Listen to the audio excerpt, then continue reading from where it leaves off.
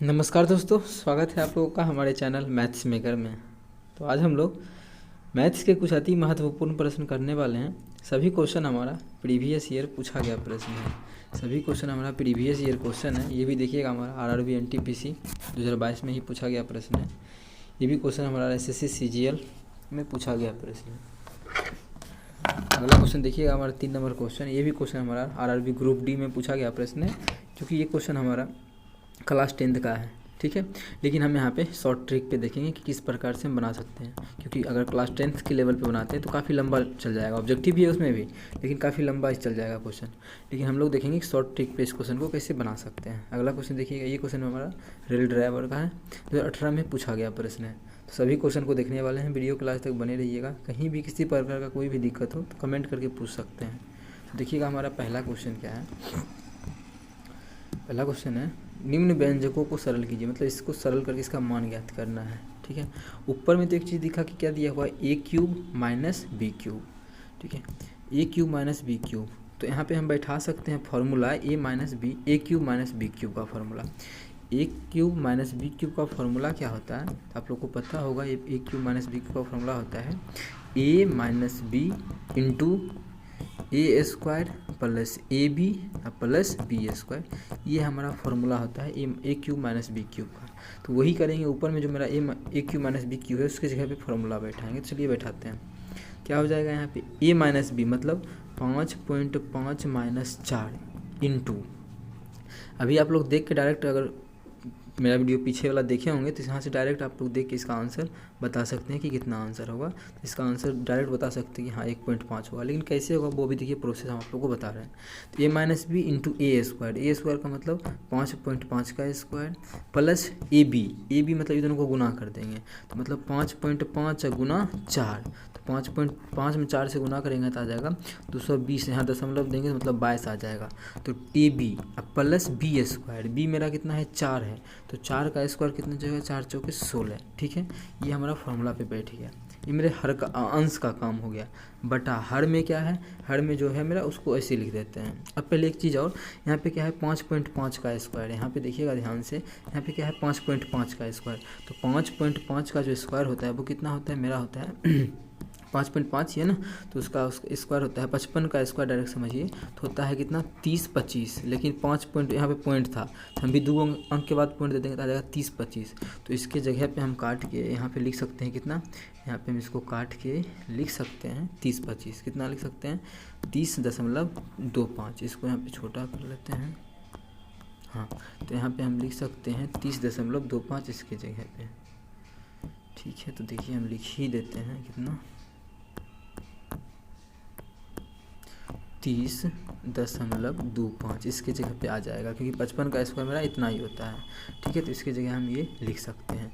अब मेरा जो नीचे में है उसको लिख देते हैं। नीचे में क्या था मेरा, देखिए तो जो है सिंपल 30.25 प्लस 22 प्लस 16। अब देखिए जोड़ के भी नीचे में नहीं दिया है, कितना आसान काम किया है बच्चा को समझाने के लिए।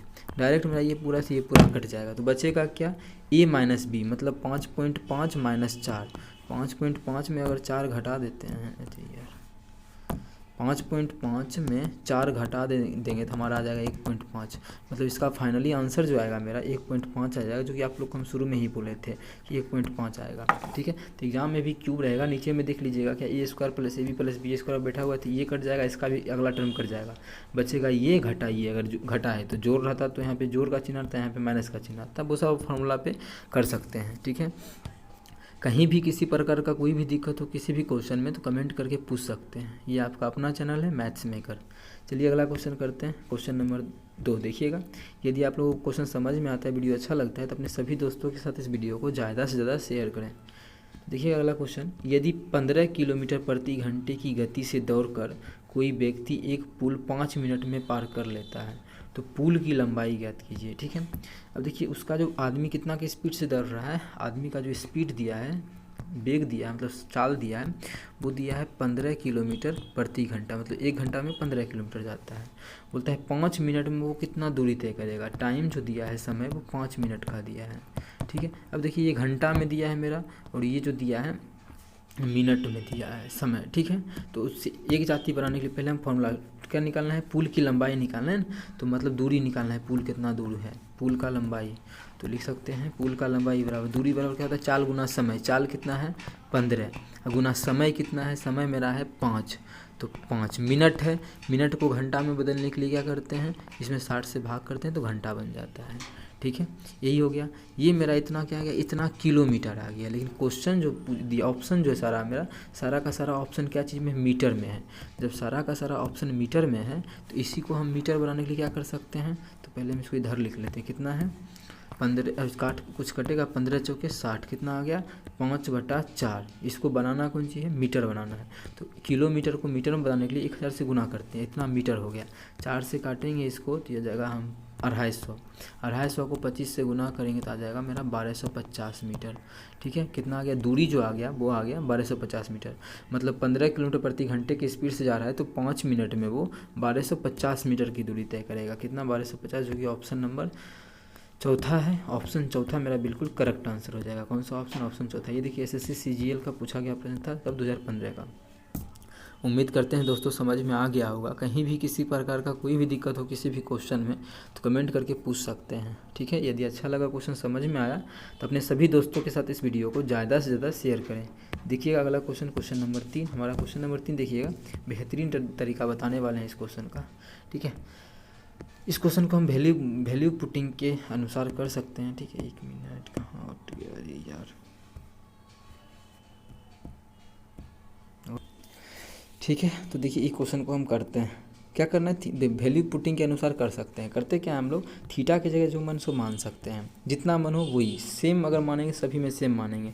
जो मान थीटा का मान रखने से यहाँ आएगा वही किसी एक ऑप्शन में आएगा, वही मेरा आंसर होगा। वही थीटा की जगह वही मान रखेंगे। तो क्या रख लें, अगर थीटा की जगह 1 रख लेते हैं, मतलब 90 डिग्री रखते हैं तो साइन 90 का मान मेरा 1 हो जाता है, और कौशिक 90 का भी मान 1 होता है, ठीक है।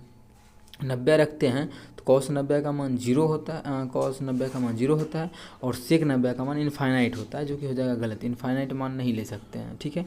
तो ऐसा कुछ मानना होता है जो इनफाइनाइट जिसमें नहीं आए। तो 90 रखने से क्या इनफाइनाइट आ रहा है, 0 रखने से भी एक ना एक मान इनफाइनाइट आ जाएगा। क्यों, 0 रखेंगे तो कॉसेक 0 डिग्री का मान इनफाइनाइट होता है, अपरिभाषित होता है, इसलिए नहीं ले सकते हैं, ठीक है। इसलिए हम क्या करते हैं, सबसे सिंपल 60-30 भी रखने से अच्छा है कि थीटा का मान 45 रख देते हैं, ठीक है। तो साइन 45 का मान कितना होता है 1/√2, तो 1/√2 प्लस कौशिक 45 का मान क्या होता है, कौशिक 45 का मान मेरा √2 होता है, तो √2 इसका स्क्वायर दिया है ना क्वेश्चन में, स्क्वायर कर दिए, प्लस यहाँ भी वही चीज़ करेंगे, 45 से है तो कॉस 45 का मान भी 1/√2 और प्लस सेक 45 का मान √2, इसका स्क्वायर दिया हुआ है क्वेश्चन में। तो हम भी इसको दोनों को जोड़ के इसका स्क्वायर कर देंगे। तो अब देखिए दोनों को अगर जोड़ते हैं यहाँ पे हम लोग इसका सबसे पहले लघुत्तम लेंगे, कितना है इसका, अगर लघुत्तम लेते तो हमारा √2 आ जाएगा, ठीक है। √2 से √2 गया, ऊपर में क्या बच जाएगा 1 प्लस ऊपर में 1 बच गया और नीचे क्या बच जाएगा, √2 से करेंगे तो यहाँ 2 आ जाएगा। भिन्न का जोड़ कर रहे हैं, ठीक है। इसका स्क्वायर कर देना है, प्लस बोल रहा है इधर इस साइड वाला का भी, इसका भी हम सेम वही काम करते हैं। लघुत्तम लेंगे तो कितना होगा, लघुत्तम मेरा √2 हो जाएगा, यहाँ पे 1 + 2 आ जाएगा। इसका भी देखिए यहाँ पे स्क्वायर दिया हुआ है तो इसका भी स्क्वायर कर देंगे, ठीक है। अब इसको हल कर लेते हैं, कितना आता है इसको अगर हल किए तो बराबर 2 1 3, 3 का स्क्वायर कितना होता है, 3 का स्क्वायर में 9 होता है, 9 बटा इधर कितना √2 का स्क्वायर कितना होता है 2, प्लस यहाँ कितना हो जाएगा 2 1 3, 3 का स्क्वायर 9, 9 बटा √2 का मान कितना होता है, स्क्वायर करेंगे 2, कितना आ गया, दोनों को जोड़ेंगे तो 18/2, जबकि काटेंगे इसको तो मेरा आ जाएगा 9। मतलब इसको हल किए तो कितना आया 9, इस पूरे को हल करने के बाद 9 आया। कब, जब थीटा का मान 45 डिग्री रखे तब। अब कौन सा ऑप्शन में थीटा का मान 45 डिग्री रखेंगे तो 9 आएगा, तो वो हम लोग चेक कर लेते हैं, ठीक है। तो चलिए अगर इसमें थीटा का मान 45 डिग्री रखते हैं तो 7 कॉट 45 का मान क्या होता है 1 होता है, तो उसका स्क्वायर भी 1 आएगा, -1। चलिए कलर इसका चेंज कर लेते हैं, हाँ। और tan 45 का मान कितना हो जाएगा 1, तो फिर क्या हो जाएगा +1, +1 से -1 7 आ गया का मान, मतलब ऑप्शन सी मेरा नहीं होगा, ठीक है। अब देखिए 7 है, कॉट 45 का भी मान 1 होता है, tan 45 का भी मान 1 होता है, 1 1 कितना होता है 2, 1 1 2 7 2 कितना हो गया 9, हमको 9 ही लाना था, मतलब पहला ऑप्शन से 9 आ गया। और भी किसी ऑप्शन से आएगा तो चेक कर लेते हैं पहले, ठीक है। ये ऑप्शन तो मेरा गलत हो गया, तो यहीं पर मिटा लेते हैं। इसके 5 इसका मान 1 होता है तो 1 1 5 2 7, 7 नहीं 9 पुराना था तो ये भी गलत हो गया। अब 5 में से 1 गया तो 4, 4 में 1 जोड़ेंगे तो 5, क्योंकि 10 स्क्वायर 45 डिग्री तो उसका भी मान 1 ही होता है, तो 1 और 1 से गया 5 ही बचा ना, तो 5, ये भी मेरा गलत हो गया। तो मेरा कौन सा ऑप्शन, ऑप्शन ए बिल्कुल करेक्ट आंसर हो जाएगा। तो किसी भी त्रिकोणमिति का कोई भी क्वेश्चन आ जाए, ठीक है, ऑप्शन रहे तो वैल्यू पुटिंग से हम लोग क्वेश्चन को सॉल्व कर सकते हैं, बहुत ही आसान और अच्छा तरीका है, ठीक है। तो इस प्रकार से हम लोग बना सकते हैं, ऑप्शन ए मेरा बिल्कुल करेक्ट आंसर हो जाएगा। उम्मीद करते हैं दोस्तों समझ में आ गया होगा। कहीं भी किसी प्रकार का कोई भी दिक्कत हो किसी भी क्वेश्चन में तो कमेंट करके पूछ सकते हैं। चलिए अगला क्वेश्चन करते हैं, क्वेश्चन नंबर 4। देखिएगा क्वेश्चन नंबर 4 क्या है। नानी और लीलू की लंबाई का अनुपात 4:3 है। कौन कौन है? नानी एन से लिख देते हैं, लीलू को एल से लिख देते हैं। इसका जो लंबाई का अनुपात है मेरा 4:3 है। कितना है? 4:3 है। आगे क्या बोला है क्वेश्चन में, यदि लीलू की लंबाई 1.2 मीटर है तो नानी की लंबाई कितनी होगी? ठीक है, लीलू है तो देखिए क्वेश्चन में क्या बोला है, लीलू की लंबाई कितना है? 1.2 मीटर है। तो लीलू यहाँ पे अनुपात में कितना है? इसका मान 3 है। ओरिजिनली में 3 नहीं देके इसका जो मान दिया है 1.2 मीटर दिया है, ठीक है। तो ओरिजिनली में जो इसका मान दिया है लीलू का वो कितना गुना ज़्यादा दिया है? तो इससे 0.4 गुना ज़्यादा दिया है लीलू का मान, ठीक है। तो जो नानी है उसका भी मान 4 नहीं होके इससे 0.4 गुना ज़्यादा हो जाएगा। गुना करेंगे तो 1.6 मीटर आ जाएगा। तो क्वेश्चन में पूछा था कि नानी की लंबाई क्या होगा, तो नानी की लंबाई कितना होगा? 1.6 मीटर, जो कि ऑप्शन डी में है। तो ऑप्शन डी मेरा बिल्कुल करेक्ट आंसर हो जाएगा। कौन सा ऑप्शन? Option D. ये भी क्वेश्चन हमारा आरआरबी एएलपी टेक्नीशियन 2018 में पूछा गया प्रश्न है। उम्मीद करते हैं दोस्तों समझ में आ गया होगा। कहीं भी किसी प्रकार का कोई भी दिक्कत हो किसी भी क्वेश्चन में तो कमेंट करके पूछ सकते हैं। ये आपका अपना चैनल है मैथ्स मेकर। चलिए मिलेंगे नेक्स्ट वीडियो में। Thank you.